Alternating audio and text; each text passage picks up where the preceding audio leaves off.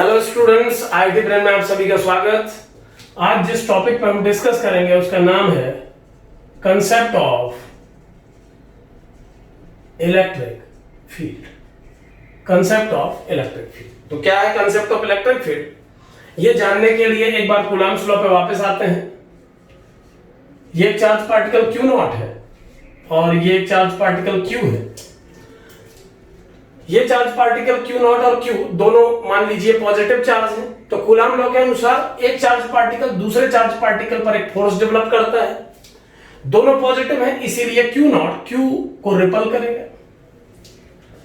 अब Q not ने Q को रिपल किया, इसके बाद मान लीजिए हम इस Q को यहां से हटा देते हैं।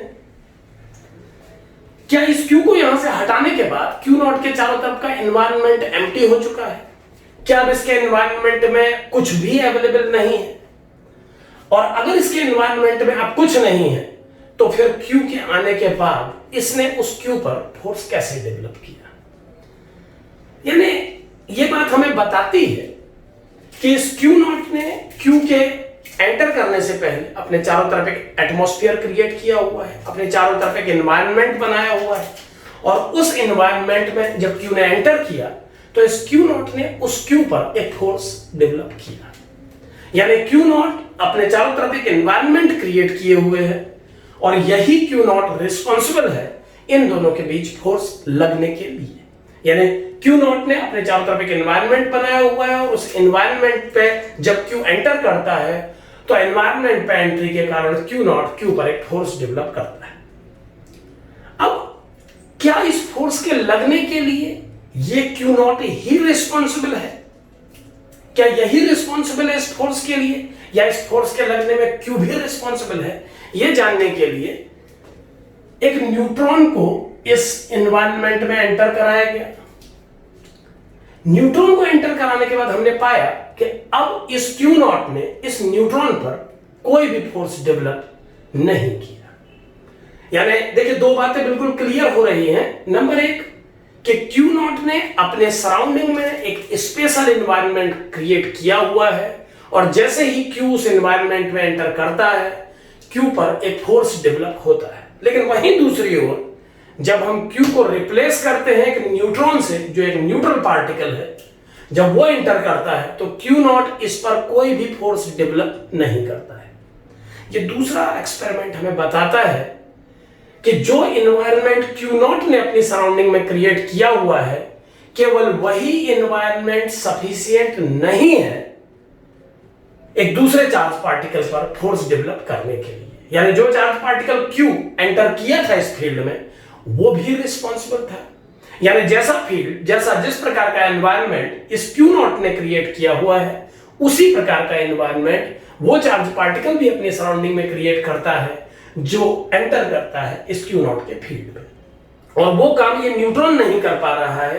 यानी न्यूट्रॉन, जो कि एक न्यूट्रल पार्टिकल है जिसके पास चार्ज नहीं है, वो उस तरीके का एनवायरनमेंट अपनी सराउंडिंग में क्रिएट नहीं कर पा रहा है। तो ये पूरा एक्सपेरिमेंट हमें बताता है कि हर चार्ज पार्टिकल अपनी सराउंडिंग में एक एटमॉस्फेयर क्रिएट करके रखता है, और जब एक जैसा एटमॉस्फेयर क्रिएट करने वाले दो पार्टिकल इंटरैक्ट करते हैं तो उनके इस एनवायरनमेंट में भी इंटरेक्शन होता है, और इस एनवायरमेंटल इंटरेक्शन के कारण ही दोनों एक दूसरे पर फोर्स डेवलप कर पाते हैं। हम ये बिल्कुल नहीं कह सकते कि किसी एक का एनवायरनमेंट सफिशिएंट है फोर्स लगने के लिए, क्योंकि अगर ऐसा है तो फिर न्यूट्रॉन पर भी फोर्स लगना चाहिए था। ये Q नॉट वही है जिसने न्यूट्रॉन से पहले Q पर फोर्स डेवलप किया था, लेकिन ये न्यूट्रॉन पर फोर्स डेवलप नहीं कर पा रहा है। इसका मतलब फोर्स लगने के लिए ऐसे दो एनवायरनमेंट का इंटरेक्शन जरूरी है। इस पूरी प्रक्रिया में एनवायरनमेंट शब्द का इस्तेमाल जिस फिजिकल क्वांटिटी के लिए मैंने किया, उस फिजिकल क्वांटिटी को इलेक्ट्रिक फील्ड कहते हैं। इलेक्ट्रिक फील्ड किसी चार्ज पार्टिकल के द्वारा क्रिएट किया हुआ फील्ड है जो उसकी सराउंडिंग को स्पेसिफिक बना देता है, और उस स्पेसिफिक सराउंडिंग में जब एक दूसरा चार्ज पार्टिकल अपने फील्ड को लेकर एंटर करता है तो दोनों फील्ड के इंटरेक्शन से दोनों के बीच में एक फोर्स डेवलप होता है। यानी दो चार्ज पार्टिकल के बीच फोर्स लगने के लिए उनका इलेक्ट्रिक फील्ड यानी उनकी सराउंडिंग का स्पेसिफिक होना रिस्पॉन्सिबल है। कोई भी चार्ज पार्टिकल स्पेस में जब किसी पोजीशन को एक्वायर करता है, ऑक्युपाई करता है, तो वो अपने चारों तरफ की सराउंडिंग को स्पेसिफिक बना देता है, और उस स्पेसिफिक सराउंडिंग में जब एक चार्ज पार्टिकल एंटर करता है अपनी स्पेसिफिक सराउंडिंग के साथ, तो दोनों सराउंडिंग्स के इंटरेक्शन से दोनों एक दूसरे पर फोर्स डेवलप करते हैं। ये फोर्स तभी डेवलप हो सकता है जब ये सराउंडिंग दोनों क्रिएट करे। यहां मैं इस बात को बार बार पॉइंट आउट करना चाहूंगा कि किसी एक चार्ज पार्टिकल के द्वारा किसी न्यूट्रल पार्टिकल पे कभी फोर्स डेवलप नहीं किया जाता। क्यों?